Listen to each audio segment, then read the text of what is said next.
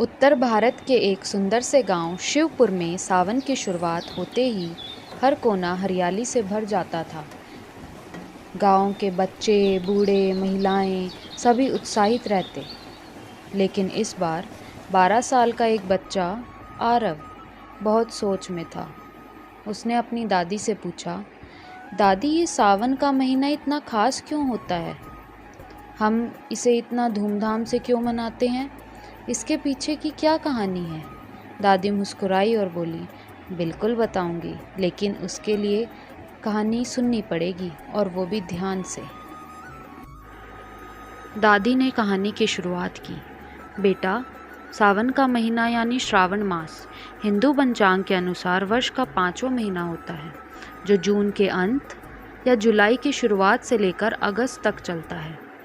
यह वो समय होता है जब गर्मी की तपिश के बाद बारिश धरती को एक नया जीवन देती है।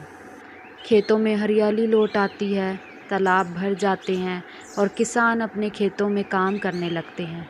ये प्रकृति का एक पर्व है जहाँ धरती माँ हरी चूनर ओढ़ती है। यही कारण से इसे प्रकृति का उत्सव भी कहा जाता है। आरव की आंखें चमकने लगी। तो क्या ये सिर्फ खेत और बारिश के लिए मनाया जाता है? नहीं बेटा, दादी हंसते हुए, ये तो सिर्फ शुरुआत है। सावन का सबसे बड़ा धार्मिक महत्व भगवान शिव से जुड़ा है, दादी ने आगे बताया। पौराणिक मान्यता के अनुसार जब समुद्र मंथन हुआ था, तब सबसे पहले हलाहल विष निकला था। यह इतना भयानक और जहरीला था कि उससे पूरी सृष्टि नष्ट हो सकती थी। तब भगवान शिव ने उस विष को कंठ में धारण कर लिया, जिससे उनका कंठ नीला हो गया और वो नीलकंठ कहलाए।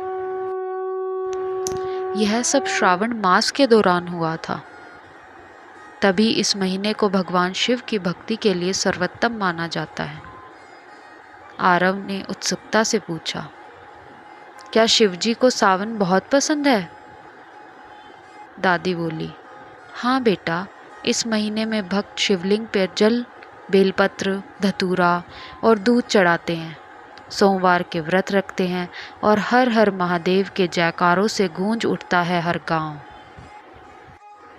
अब दादी ने कहानी को और गहराई में ले जाते हुए कहा, एक और पौराणिक कथा है जिसमें देवी पार्वती और सावन का गहरा संबंध बताया गया है। माँ पार्वती ने भगवान शिव को पति के रूप में पाने के लिए कई वर्षों तक कठोर तपस्या की थी। अंततः श्रावण मास के दौरान भगवान शिव ने पार्वती को स्वीकार किया। इसलिए सावन को शिव पार्वती के पुनर्मिलन का पावन समय माना जाता है। विवाहित महिलाएं इस मास में अपने पति की लंबी उम्र के लिए और अविवाहित महिलाएं अच्छे वर की प्राप्ति के लिए व्रत रखती हैं। आरव सोच में पड़ गया। तो ये महीना सिर्फ पूजा पाठ का नहीं, प्रेम और समर्पण का भी है। दादी मुस्कुराई, बिल्कुल बेटा, यही तो इसका सौंदर्य है। दादी, रक्षाबंधन भी तो सावन में आता है ना? आरव ने उत्साहित होकर पूछा। हाँ बेटा, रक्षाबंधन सावन पूर्णिमा को मनाया जाता है। यह भाई बहन के रिश्ते का पर्व है। पौराणिक कथा के अनुसार जब भगवान इंद्र और दानवों के बीच युद्ध हुआ, तब इंद्राणी ने इंद्र को एक रक्षा सूत्र बांधा और उनकी विजय की कामना की। तब से रक्षा सूत्र का महत्व बढ़ गया।